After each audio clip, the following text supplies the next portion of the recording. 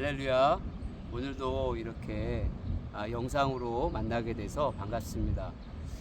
이제 2주 정도 지나고 나면 다시 일상으로 돌아가서 여러분과 매일매일 말씀과 기도로 함께 할 텐데, 오늘은 수요 예배에 특별히 말씀을 통해서는 함께 또 은혜를 나눌 수 있는 시간이면 좋겠습니다. 우리말 성경 사무엘하 12장 13절에서 14절에 이렇게 말씀합니다. 그러자 다윗이 나단에게 말했습니다. 내가 여호와께 죄를 지었습니다. 나단이 대답했습니다. 여호와께서 왕의 죄를 용서해 주셨으니 왕은 죽지 않을 것입니다. 하지만 이 일로 인해 왕이 여호와의 원수들에게 모독할 거리를 주었으니 왕이 낳은 아이가 죽을 것입니다.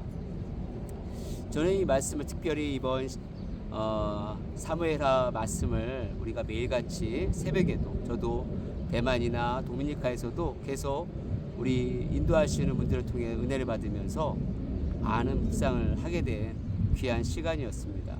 특별히 오늘 제목 가운데에서 제가 한번 이렇게 제목을 정해봤습니다. 용서가 새로운 시작이 되게 하라는 제목입니다. 분명한 사실은 다윗은 어떠한 이유가 됐든 용서받은 자입니다. 하나님께서 그에게 나단 선지자를 통해서 우리아와 또한 밧세바에게 범했던 죄에 대해서 분명히 물으셨고, 그 죄에 다윗은 눈물로 엎드려 회개하며 하나님 앞에 자기의 죄를 고백을 했습니다. 하나님께서는 나단 선지자를 통해 그의 죄를 용서하시면서 그 죄로 인한 아픔으로 아이의 생명을 가져가시겠다고 말씀하셨습니다. 우리는 이 일로 보면 분명한 것은 회개에는 완전한 용서가 있다는 겁니다. 그 완전한 용서가 있는 가운데에서 그 이후에 일어나는 다윗 가문의 사건을 보면 정말 완전한 용서를 받았을까? 꼭 하나님이 용서는 하시고는 뒤끝 있는 것처럼 그 죄의 연결고리로 계속해서 그 가문을 몰락시켜가는 것 같아서 마음이 불편할 때가 있었습니다. 과연 그럴까요? 하나님께서 우리의 회개를 들으시고 하나님께서 하시는 용서는 제한적이고 또한 뒤끝 있는 그 죄의 연결고리로 계속해서 탓하시고 우리를 몰아가시는 분은 아닌가, 이러한 의구심이 들 때가 있었습니다. 그 이후에 어떤 일이 일어났습니까? 이후에 일어나는 다윗 가문의 저주라고 할 만큼의 사건은 참으로 참담하기 그렵습니다. 아들 장자의 죽음과 그 앞서서 암논이 또한 누이를 범하는 이런 수치스러운 가문의 일들과 더불어 압살론의 암논을 또한 이렇게 복수하는 과정에서 왕자들까지 헤아리게 되는, 심지어 압살론이 이제는 그 아비를 몰아내고 반역하게 되는 이 사건들을 우리가 보게 됩니다. 이 사건에 일어나는 모든 연결고리에는 결국 다윗이 계속해서 연결이 되고 있습니다. 분명한 것은 우리가 계속해서 알 것은 다윗은 용서받은 자입니다. 그럼에도 지금 이런 많은 아픔이 일어나는 사건 속에 연결고리가 다윗이 되고 있습니다. 다윗의 그 죄, 그 다윗의 그 일로 인해서 일어나는 연결고리가 계속되는 걸 보면서 우리는 굉장한 불편함을 또한 겪게 됩니다. 하지만 우리가 여기에서 보게 되는 건 이 사건에 일어나는 연결고리에서 다윗이 어떤 연결고리를 했습니까? 암논의 비정상적인 그리고 비상식적인 요청, 자기가 아픈 상황에서 왜 누이가 자기에게 와서 이렇게 수발을 들 때에 자기가 나을 것 같다라고 하는 그 요청이 지금 그 상황에서 올바른 판단을 가지고 있었다면, 조금이라도 이상하다고 생각했더라면 한 번쯤은 거절을 하고 거기에 대해서 다른 것으로 제시할 수 있었을 텐데, 아무런 생각 없는 이 다윗은 그냥 그 비상식적인 비이성적인 그 요청을 받아들이게 됩니다. 그리고 또한 압살롬의 그 반역이 되고 왕자들의 그 사건에 깊이 개입하게 되는 양털 축제에도 그 아버지가 자기가 거절하면 되는데도 불구하고 왕자들을 보내게 됩니다. 그 모든 일에 연결에 다윗이 연결고리로 있습니다. 그런데 이 부분을 다시 생각해 본다면 그 연결고리를 끊을 수 있었던 것도 다윗이었다는 겁니다.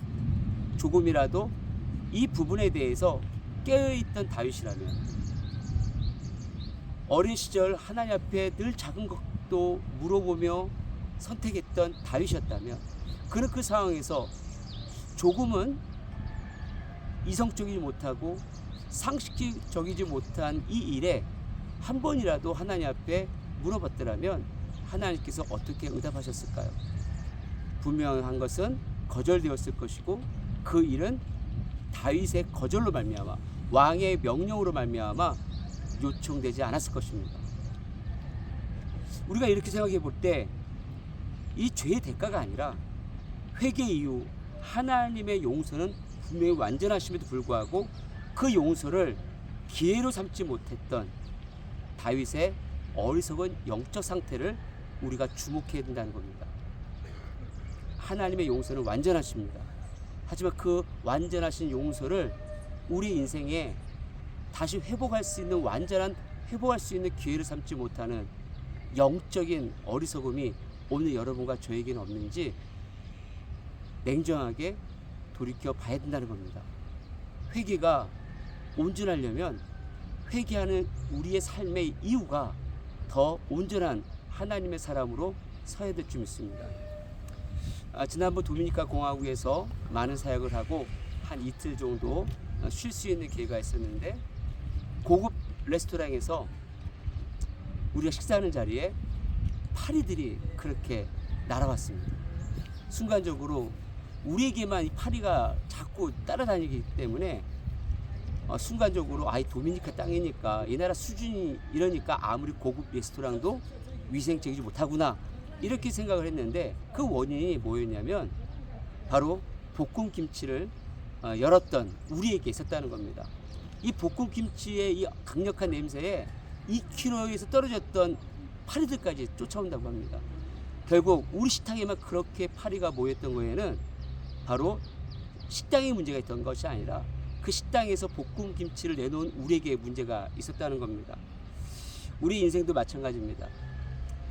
자꾸 일어나는 여러분 인생의 자리에 날아오는 파리가 왜 날아온다고 생각하십니까?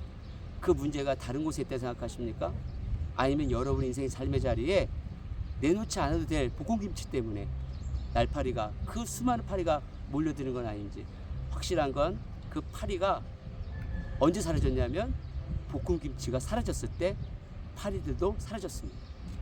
여러분의 인생에 지금 여전히 파리를 불러일으키는 볶음김치가 있는 건 아닌지 다시 한번 생각해 보시면서 하나님의 용서가 기회가 되는 여러분과 제가 되기를 주님의 이름으로 축복합니다.